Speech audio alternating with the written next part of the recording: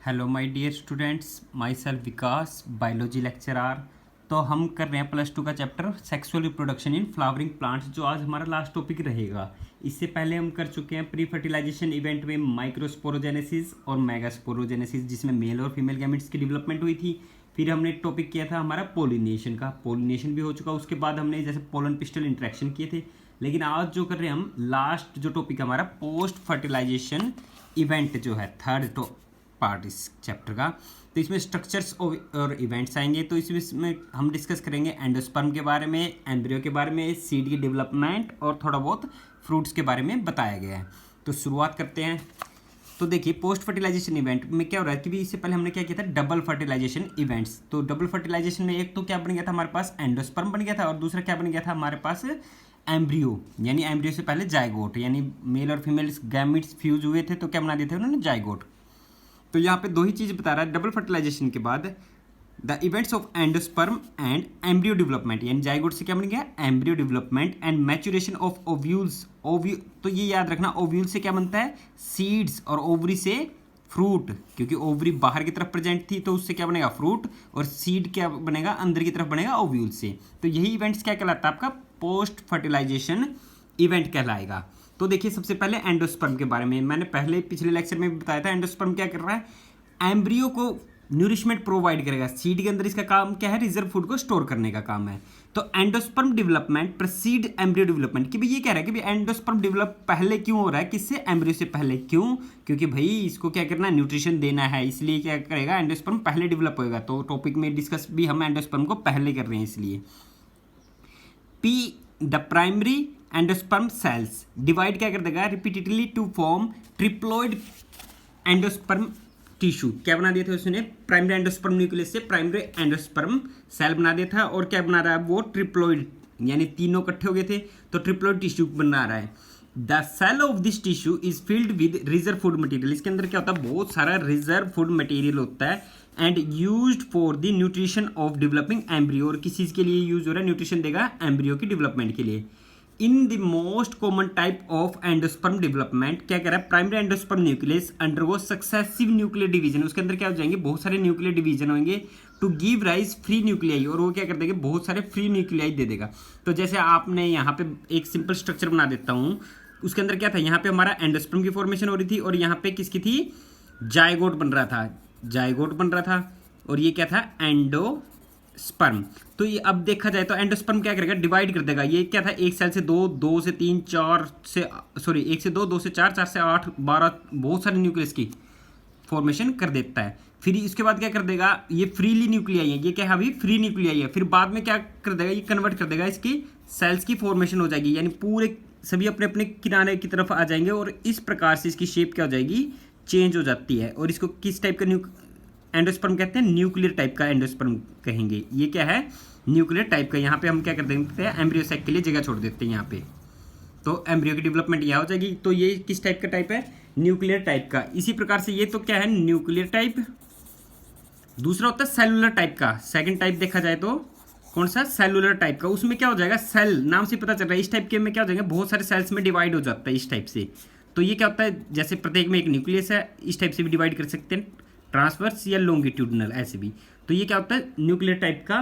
के बाद second type कौन सा हमारा, सेलुलर टाइप का होता है। ये क्या है, सेलुलर टाइप का एंडोस्पर्म, यानी ये क्या हो गया, सेलुलर। तीसरा जो होता हमारा, वो सेम एज, थोड़ा सा चेंज रहेगा। एक शेप ये होगी, हाफ में डिवाइड हो जाएगा। तो नीचे वाला क्या कहलाएगा, चलाजल सेल। क्या कहलाएगा, चलाजल सेल। ये था, तो ये नीचे वाला क्या कहलाएगा, चलाजल सेल। और ये वाला क्या कहलाएगा, माइक्रोपाइलर सेल। और इसके साइडों में क्या हो जाएंगे, बहुत सारे न्यूक्लियाई बनेंगे। बहुत सारे क्या है, इसके न्यूक्लियाई प्रेजेंट होते हैं पेरिफेरल रीजन पे, कह सकते हैं किनारे की तरफ। तो ये तीन टाइप का हमारा एंडोस्पर्म होता है, जो डेवलपमेंट होती है अलग अलग सीड्स के अकॉर्डिंग। और सबसे ज्यादा कौन से टाइप का पाया जाता है, न्यूक्लियर टाइप का एंडोस्पर्म। ठीक है, तो आगे करेंगे। This stage of endosperm development is called as free nuclear. तो शुरुआत में क्या था, फ्री न्यूक्लियर थे। सब्सिक्वेंटली सेल वॉल फॉर्मेशन, अब इसमें धीरे धीरे क्या हो जाएगी, सेल वॉल फॉर्मेशन हो जाएगी, और ये अपने अपने लोकेशन पे चले जाते हैं। Cell wall formation occur and endosperm become cellular. अब बहुत सारे में सेल वॉल बन रही है, इस टाइप से सेलुलर लेवल का हो जाएगा। ठीक है। और ये न्यूक्लियर फ्री न्यूक्लियर वाला क्या देते हैं, ये फ्री न्यूक्लियर थी और बाद में क्या हो गया, एडजस्ट हो गया अपनी अपनी लोकेशन पे। The number of free nuclei form before cellularization varies greatly. ये क्या होता है, अलग अलग टाइप से डिवाइड होता है। द कोकोनट वाटर, जो कोकोनट के अंदर वाटर है, form tender coconut that you are familiar with, कि भी आपने देखा होगा उसके अंदर क्या होता है, फ्री न्यूक्लियर टाइप का एंडोस्पर्म होता है, वो अंदर की तरफ से क्या है, खाली होता है, इसलिए made up of 1000 of nuclei, बहुत सारे न्यूक्लियाई से मिलकर बना हुआ होता है। And the surrounding white kernel, अंदर की तरफ से वो जो व्हाइट वाला होता है वो क्या कहते हैं, सेलुलर टाइप का एंडोस्पर्म। तो मैंने आपको दूसरा टाइप कौन सा बताया था, सेलुलर टाइप का। और जो हमारा थर्ड टाइप कौन सा था, हमारा हेलोबियल, कौन सा था, हेलोबियल टाइप का, क्या कहेंगे इसको, हेलोबियल टाइप का एंडोस्पर्म। तो तीनों टाइप के होने चाहिए, न्यूक्लियर, सेलुलर और हेलोबियल। एंडोस्पर्म में आइदर भी कंप्लीटली कंज्यूम, जो एंडोस्पर्म था रिजर्व फूड था। अब देखो यहाँ पे दो चीज बताएगा, एक तो कंप्लीटली कंज्यूम्ड हो रहे हैं बाय दी एम्ब्रियो की डेवलपमेंट के टाइप में, किस में होते हैं, एग्जांपल मेन बात होती है pea, groundnut and beans में क्या हो जाता है, पूरा का पूरा कंज्यूम, जो रिजर्व फूड था ना उसके अंदर वो सारा यूज हो रहा है। And before seed maturation, seed के मैच्योरेशन से पहले, और it persist at the mature, जो क्या रहेगा मैच्योर तक, जिसमें बचा रहेगा वो क्या आएगा, कैस्टर और कोकोनट, इसके एग्जाम्पल आ जाते हैं। तो ये सभी क्या है, तो इसी प्रकार से क्या करें, स्प्लिट ओपन, तो कैस्टर, बीन्स, ग्राउंडनट, ये सभी के लिए क्या करेंगे, एंडोस्पर्म के प्रत्येक केस में किस प्रकार से रहेंगे, ये आगे आएगा एक बार। तो सेकंड टॉपिक क्या है हमारा, एम्ब्रियो। ये तो एंडोस्पर्म की डेवलपमेंट के बाद क्या है, नीचे साथ एम्ब्रियो की भी डेवलपमेंट होती है। तो embryo develop the micropylar end of the embryonal sac, किसकी तरफ था ये, माइक्रोपाइलर एंड की तरफ से पोलन ट्यूब ने क्या की थी, एंट्री की थी, तो ये क्या है, माइक्रोपाइलर एंड की तरफ है। Where the zygote is situated, जहां पे क्या था, इस टाइप से ये क्या था, चलाजल सेल था, यानी चलाजल एंड कह सकते हो, ये क्या था, माइक्रोपाइलर एंड कह सकते हैं। तो यहाँ पे क्या था हमारा एम्ब्रियो, यानी जाइगोट बना फिर एम्ब्रियो बन रहा था। तो ये क्या कर रहा है, most zygote divided only after a certain amount of endosperm is formed, कि भी देखो थोड़ा सा ही एंडोस्पर्म बनना शुरू हो जाएगा तभी जाइगोट क्या करना शुरू कर देगा, डिवाइड करना शुरू कर देगा और कन्वर्ट किस में हो जाएगा, एम्ब्रियो में। This is an adaptation to provide, ये क्या है, एडेप्टेशन प्रोवाइड कर रहा है किस चीज़ के लिए, एश्योर्ड न्यूट्रिशन, क्योंकि भाई उसके लिए न्यूट्रिशन किसको देगा, डेवलपिंग एम्ब्रियो के लिए पर्याप्त मात्रा में न्यूट्रिशन दे देगा। Through the seeds differ greatly the earlier stage of embryo development, उसको क्या कहते हैं, embryogeny, are similar in both mono, तो ये शुरुआत की जो डेवलपमेंट है, यानी 1 से 2 सेल, 2 से 4 सेल में जो डिवाइड होगी, डाइकोट और मोनोकोट की अर्लियर स्टेज क्या है, एम्ब्रियो की सेम रहती है। इसी प्रकार से क्या करें, the stages of the embryogeny in dicotyledon embryo, the zygote give rise to, अब देखो जाइगोट गिव राइज टू क्या करेगा, pro embryo and subsequently globular heart shape and finally mature हो जाएगा। तो इसमें कह रहा है, देखो ये जो आपको डायग्राम दिया था डबल फर्टिलाइजेशन के नीचे, तो यहाँ पे दिखा रहा है जाइगोट, देखो जाइगोट मेंशन कर रहा है, यहाँ पे एंडोस्पर्म डेवलप हो रहा था, तो जाइगोट ने क्या कर दिया, ये जो एम्ब्रियो वाली सेल थी वो क्या कर देगी, 1 से 2 सेल में डिवाइड कर देती है, क्या कर देती है, 2 सेल्स में क्या कर देगी, एक तो सस्पेंसर सेल क्या रखते हैं, इसको क्या कहेंगे, यानी बेसल सेल कह दो या सस्पेंसर सेल, यहाँ पे नाम मेंशन कर रखा है, इसका क्या नाम है, लार्ज, सॉरी इधर बताएंगे, ये कौन सा होगा, लार्ज सस्पेंसर सेल होगी, सस्पेंसर सेल, SOR है, सॉरी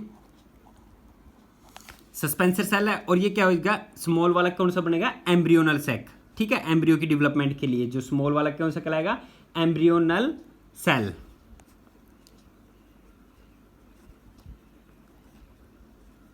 तो 2 टाइप में डिवाइड होगी। तो ये जो सस्पेंसर सेल है डिवाइड कर देगी ट्रांसवर्स डिवीजन, ये देखो 1 से 2 बन गई इस टाइप से, जैसे मान लो अभी ये क्या थे, 2 टाइप में डिवाइड हो रहे थे, ये तो एम्ब्रियोनल सेल हो गया और ये सस्पेंसर सेल।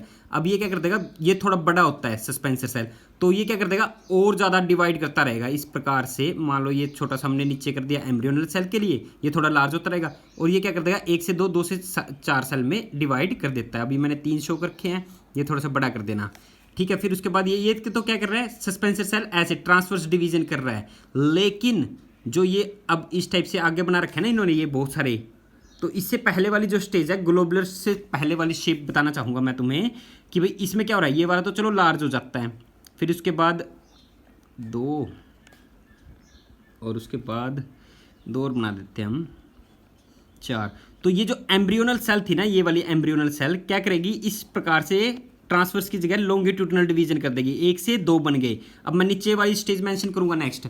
अब ये क्या कर देगा, 2 से 4 की फॉर्मेशन कर देगा, यानी ये इस प्रकार से ये 2 सेल्स बना दो। अब ये क्या थी, ये ऐसे 2 बन रही थी वहाँ पे, यहाँ पे 2 बन रही है, फिर क्या कर देगा 2 से 4 बन जाएगी, 4 से 8, 8 से 16, 16 से 32, इस टाइप की स्टेज क्या होती है, लगातार कंटिन्यूसली डिवाइड होती जाएगी। फिर नेक्स्ट में क्या हो जाएगा 4, 4 से 8, इस टाइप से स्टेज चलती रहती है। फिर नेक्स्ट स्टेज कौन सी आएगी हमारी, ग्लोबुलर सेल या ग्लोबुलर एम्ब्रियो की फॉर्मेशन करेगा। फिर क्या हो जाएगा, ये वाला पार्ट क्या हो जाएगा, इन्वर्ट जाना शुरू हो जाएगा अंदर की तरफ, तो ये किस में कन्वर्ट हो जाएगा, हार्ट शेप एम्ब्रियो। और फाइनली ये क्या हो जाता है, मैच्योर हो जाता है। ये जो बाहर की तरफ आउटवर्ड आ रहे हैं ये क्या है, कर्टिलिडोन, जो प्रोटेक्शन का काम करते हैं। रेडिकल रूट की फॉर्मेशन करेगा, रेडिकल से किसकी, रूट की फॉर्मेशन होगी, ठीक है। प्ल्यूम्यूल से किसकी होगी, शूट की, किसकी, शूट की, यानी रूट और शूट निकल रहे हैं अलग अलग जगह से। तो ये स्टार्टिंग स्टेज दोनों की क्या थी, सेम थी।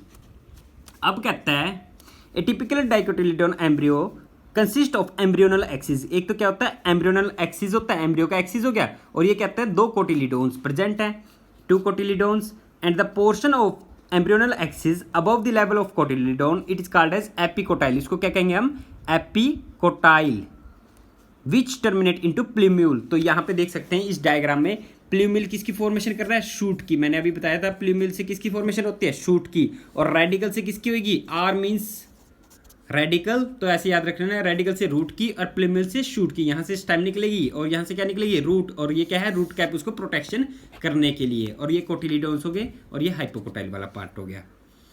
ये तो किसका था, डाइकोट सीड का। ये किसका है, डाइकोट सीड का। अरे बात आती है हमारे जो HBSC में है, ये वाला क्वेश्चन आ जाता है बहुत सारी बात कि भाई एम्ब्रियो ऑफ ग्रास के नाम से डायग्राम आ जाता है 5 नंबर का, और इसको मेंशन करना होता है। अभी तो हम कर रहे हैं किसका, डाइकोट का की बात करें, अभी इस डायग्राम की बात करें, फिर अब बाद में करेंगे किसके बारे में, एम्ब्रियो ऑफ ग्रासिस के बारे में, इंपॉर्टेंट है ये भी।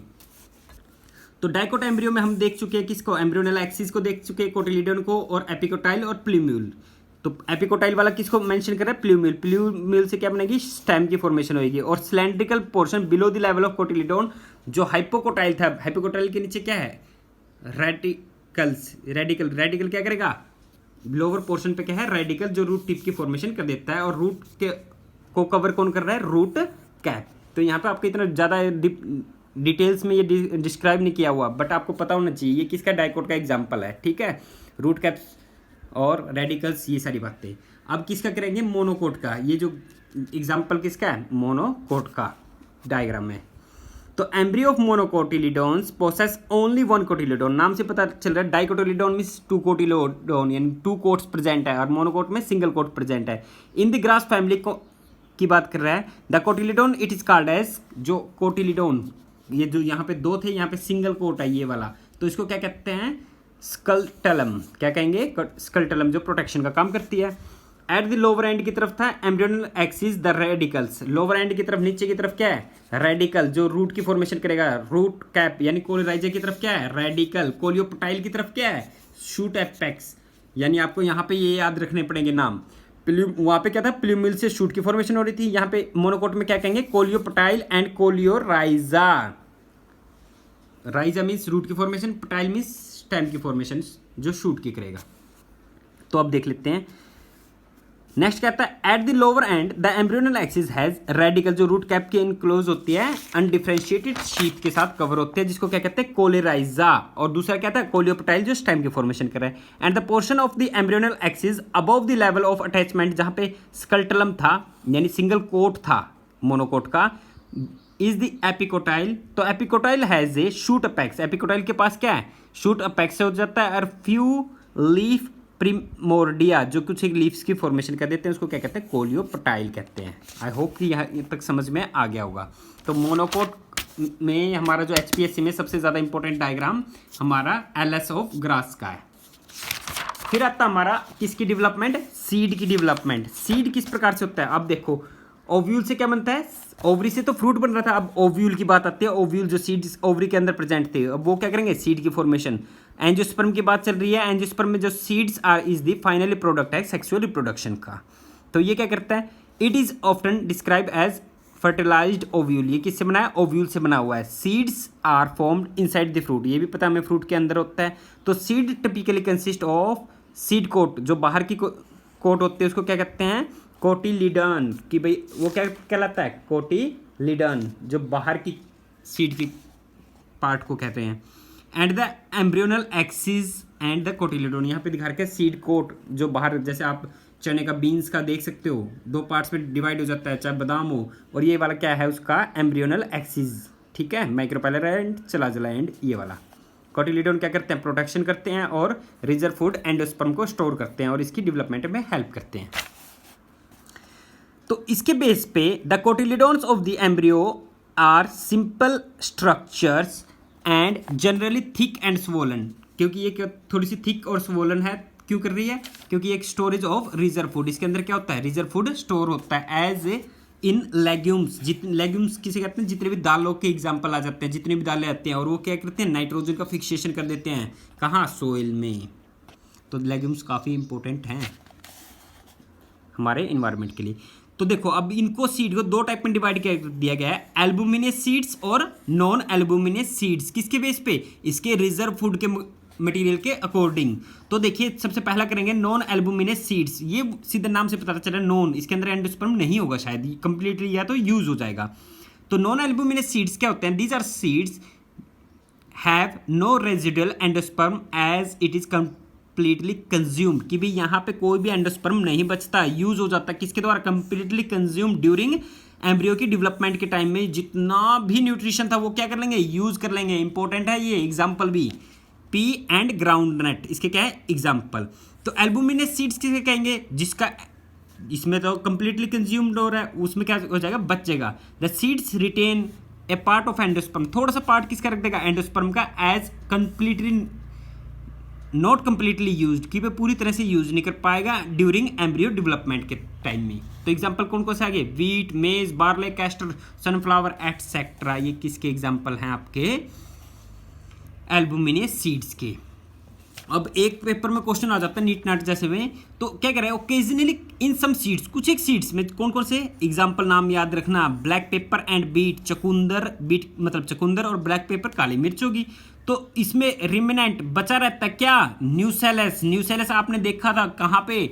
जो एम्ब्रियोनल सैक के बाहर वाली जगह थी। अगर याद हो तो ठीक है, नहीं हो तो भी एक बार मैं मेंशन करा देता हूँ। न्यूसेलस ये वाली पार्ट होता है, न्यूसेलस ये बाहर की तरफ। ये एम्ब्रियो सैक हो गया, एम्ब्रियो सैक के अंदर था ना, तो इसको बाहर से कवर कर रहा था nucellus.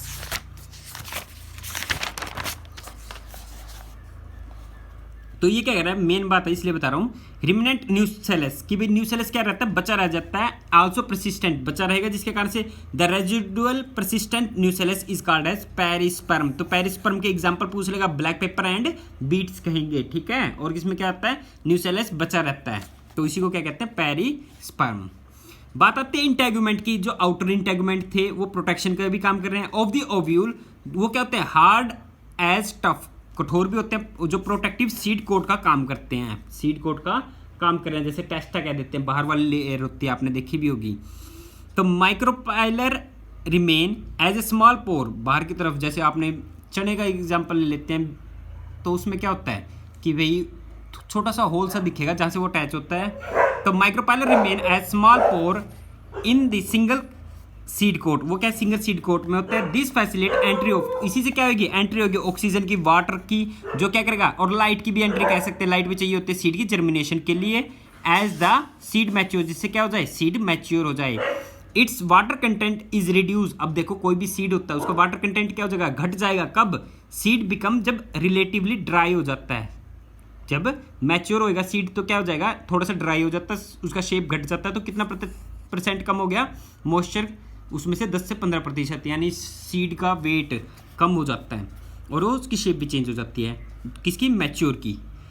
The general metabolic activity of embryo show down, की भी शो कर रहे हैं। तो ये क्या कर देते हैं? स्लो हो जाती है, स्लो डाउन, यानी उसके अंदर जितनी भी एक्टिविटी, क्योंकि शेप वाटर कंटेंट भी घट गया, तो वो क्या हो जाता है? सीड की मेटाबॉलिक एक्टिविटी कम हो जाएगी, जिसके कारण सीड क्या होता है? लंबे टाइम तक जीवित रह सकता है। The embryo may enter at the state inactivity called as dormancy. कि भाई सीड डोरमेंसी क्या कहलाता है? सीड क्या होगा? डोरमेंसी, डोरमेंट, डोरमेंट वर्ड से आया है। डोरमेंट का मतलब क्या होता है? सुप्त हो जाना, यानी सीड्स क्या हो गया?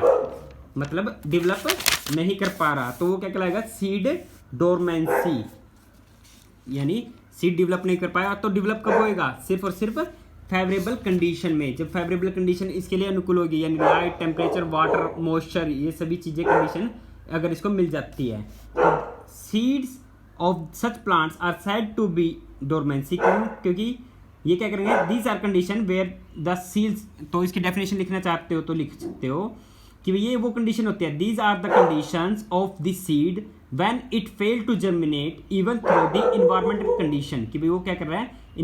इन्वायरमेंटल कंडीशन के अकॉर्डिंग वो डेवलप नहीं कर पा रहा है, और कब ग्रो कर जाएगा? जब फेवरेबल कंडीशन इसको मिल जाएगी, तो वो क्या कहलाते हैं? Seed dormancy. यानी क्या कह रहा है? The embryo may be enter at the state inactivity called as dormancy, जब वो इनएक्टिव हो रहा है। And if favourable condition is also available, अब क्या कह रहा है? कोई फेवरेबल कंडीशन क्या है? अवेलेबल है। यानी फेवरेबल कंडीशन में कौन कौन सी? Moisture, oxygen and temperature, light, ये सारी चीजें क्या जाती है इसकी सीड के जर्मिनेशन के लिए। As ovule mature into seeds, ovule किस में मैच्योर होती है? सीड्स में। The ovary develop into fruit, ovary किस में डेवलप हो रही थी? फ्रूट्स में। That is the transformation of ovule into seeds, और वो क्या करेगा? ओव्यूल्स को सीड्स में कन्वर्ट कर देता है, और ओवरी फ्रूट्स में डेवलप हो जाती है। तो बात आती है किसकी? फ्रूट की। The wall of the ovary develop into the wall, जो फ्रूट की वॉल क्या कहलाती है? पेरिकार्प, जो बाहर की तरफ होती है। पेरिकार्प क्या करेगी? यानी बाहर वाली क्या कह सकते हैं? एपिकार्प, जो प्रोटेक्शन का काम करती है, सीड की बाहर वाली लेयर होती है। द फ्रूट में भी फ्लैशी, जो नरम सॉफ्ट सा होता है पार्ट, तो ये क्या एग्जाम्पल है? Guava, orange, mango etcetera. और mechanism of dispersal of seeds, कि भी कौन कौन सा मैकेनिज्म है सीड्स के डिस्पर्सल्स के लिए। Recall the classification of fruit and dispersal there mechanism, that is why you studied earlier in classes. तो हम इसको क्या करेंगे? अर्लियर क्लासेस में करेंगे। तो ये कह रहा है इन मोस्ट प्लांट, बहुत सारे प्लांट्स में क्या होता है? By the time of fruit develop, जब फ्रूट डेवलप हो रहा है किससे? ओवरी से। एंड अदर फ्लोरल पार्ट, कि भाई अदर फ्लोरल पार्ट कौन से? सेपल पेटल्स, जो डीजनरेट खत्म हो जाते हैं या फॉल ऑफ गिर जाते हैं। However in few species such as कौन कौन से? एप्पल्स के कह रहे हैं, स्ट्रॉबेरी कह रहे हैं, कैशो एटसेट्रा। तो थैलेमस आल्सो कंट्रीब्यूट, कि फ्लावर के नीचे वाला पार्ट जो होता है थैलेमस, जिसके ऊपर फ्लावर अटैच होता है, वो क्या कहता है? कंट्रीब्यूट कर रहा है, साथ दे रहा है किसकी? फ्रूट की फॉर्मेशन में। यानी फ्रूट फॉर्मेशन किसकी से हो रही है? ओवरी से और थैलेमस से। तो एग्जांपल कौन सा है? स्ट्रॉबेरी, कैशो और एप्पल, ये सभी क्या कहलाते हैं? आपके फॉल्स फ्रूट। और जो ट्रू फ्रूट कौन से कहलाएंगे? Most of the fruits however develop from ovary, सिर्फ और सिर्फ किससे डेवलप हो रहे हैं? ओवरी से, उसको क्या कहते हैं? True fruit. Also it most of the species fruits are the result of the fertilization and few species in the, जो क्या हो रहा है? Without fertilization. कुछ एक जो फ्रूट्स डेवलप होते हैं, the fruits develop without fertilization is called as parthenocarpic fruit. और एग्जांपल क्या आएगा इसका? बनाना। यानी जो कुछ एक फ्रूट्स के एग्जांपल हैं जो क्या कहलाते हैं? विदाउट फर्टिलाइजेशन ही डेवलप हो जाते हैं, उसको क्या कहेंगे? Parthenocarpic fruits. एग्जाम्पल क्या है आपका? बनाना। तो इसके लिए क्या करते हैं? इंड्यूस, जो बढ़ाते हैं किस चीज़ के लिए? एप्लीकेशन ऑफ ग्रोथ हार्मोन के लिए। और फ्रूट्स आर सीडलेस, और ये इस टाइप के पार्थिनोकार्पिक फ्रूट्स क्या होते हैं? सीडलेस होते हैं, इनके अंदर सीड की फॉर्मेशन नहीं होती।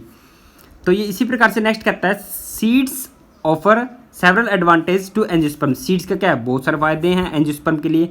फर्स्टली सिंस रिप्रोडक्टिव प्रोसेस के लिए, पहला क्या कर सकते हैं? रिप्रोडक्टिव प्रोसेस के लिए क्या करेगा? पोलिनेशन कर देगा, fertilization are independent of water and seed formation is more dependable. कि भाई सीड फॉर्मेशन के लिए क्या होगा? क्या होगी? वाटर की नेसेसरी, फर्टिलाइजेशन होना, ये सारी चीज़ें। Also seeds have better adaptive strategies for dispersals, कि भाई क्या कर रहे हैं? डिस्पर्सल फैलने के लिए। एंड टू न्यू हैबिटेट, जो नए हैबिटेट है, जो हेल्प करता है किस चीज़ के लिए? Species to colonize in this area, कि भाई उस एरिया में क्या करता है? ये सीड ग्रो कर सकता है। And as they have sufficient food reserve, उसके अंदर क्या होता है? फूड रिजर्व होता है। यंग सीडलिंग क्या करता है? Nourishes until they are capable for photosynthesis on their, जब तक उसके अंदर फोटोसिंथेसिस खुद का है। हार्ड सीड कोट किससे प्रोवाइड करता है? प्रोटेक्शन करता है यंग एम्ब्रियो की। And being products of sexual reproduction, और ये क्या होता है? सेक्सुअल रिप्रोडक्शन का प्रोडक्ट होता है सीड। तो they generate a new genetic combination and leading to variation, और इसी से क्या होता है? नई जनरेशन की फॉर्मेशन हेल्प कर रहा है, जो वेरिएशंस लाता है, विभिन्नता लेके आता है। तो सीड डोरमेंसी हमने कर चुके हैं। इसमें यही बता रहा है कि भाई सीजनल अकॉर्डिंग क्या करता है, कोई भी सीड क्या करेगा, सीजन के अकॉर्डिंग जर्मिनेट करता है, जब तक उसको light, temperature, air, water, moisture से लेके सारी चीज़ जब तक फेवरेबल नहीं मिलेगी तब तक सीड क्या नहीं करेगा, एक सीजनल, मेरी बात होती है सीजन के अकॉर्डिंग क्या करता है, सीड जर्मिनेट करता है। अब बहुत सारी हाइब्रिड सीड्स की फॉर्मेशन भी कर चुके हैं। तो यहाँ पे एक एग्जांपल देता है कि भाई बहुत सारे, कि भाई कुछ एक ऐसे स्पीसीज मिले हैं, वाइबल स्पीसीज के सीड्स जो क्या है 1000 ईयर तक क्या कह रहे हैं, जीवित रहे हैं सीड्स। तो इसके एग्जांपल दे रखे हैं बहुत सारे, जो क्या है ल्यूपाइन एंड ल्यूपिनस, जो कहाँ पे मिले थे, टुंड्रा के एरियाज में, आर्कटिक टुंड्रा में मिले थे। The seed germinated and flower के भी जो सीड और जर्मिनेशन जो फ्लावर का रिकॉर्ड क्या 10,000 ईयर्स ऑफ डोरमेंसी, यानी 10,000 साल तक क्या रहा, वो डोरमेंट स्टेज में रहा। इसी प्रकार से कुछ एक रिसेंट रिकॉर्ड किया गया 2000 ईयर्स ओल्ड वाइबल सीड्स, किसका, डेट पाम का, खजूर का भी। ये सारे अलग अलग स्पीसीज हैं। इसी प्रकार से फियोनिक्स डैक्टिलिफेरा जो है डिस्कवर किया गया था कहाँ पे, archaeological excavation of King Herod palace near the Dead Sea के पास। ये नाम इंपॉर्टेंट है। इसी प्रकार से ये क्या रहा है, सेक्सुअल रिप्रोडक्शन में फ्लावरिंग प्लांट्स में ये बहुत सारे हेल्प करता है, ये वाली बातें हैं, यू कैन थिंक सम। उसके बाद नेक्स्ट टॉपिक करते हैं हम, कौन सा, एपोमिक्सिस एंड पोलीएम्ब्रियोनी। एपोमिक्सिस होता क्या है और पोलीएम्ब्रियोनी क्या होता है, कि भाई ये क्या कह रहा है, द सीड्स आर जनरल, कौन कौन से एग्जाम्पल ले लेते सीधी, कि भाई few flowering plants such as, कौन कौन से, species of Asteraceae and grasses have evolved a special mechanism to produce seeds without fertilization। जो seed without fertilization, वहाँ पे क्या था, पार्थिनोकार्पिक में क्या था, फ्रूट की फॉर्मेशन होना, क्या होता है, fruit develop without fertilisation.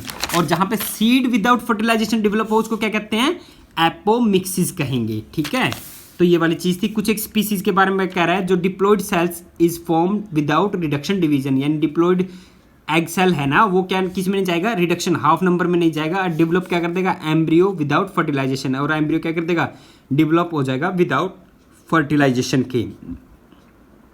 More of the many species, कौन सी, citrus mango varieties have nuclear cells surrounding their embryo and start dividing. वो क्या कर देगा, डिवाइडिंग करता रहेगा और embryo sac develop into the embryo.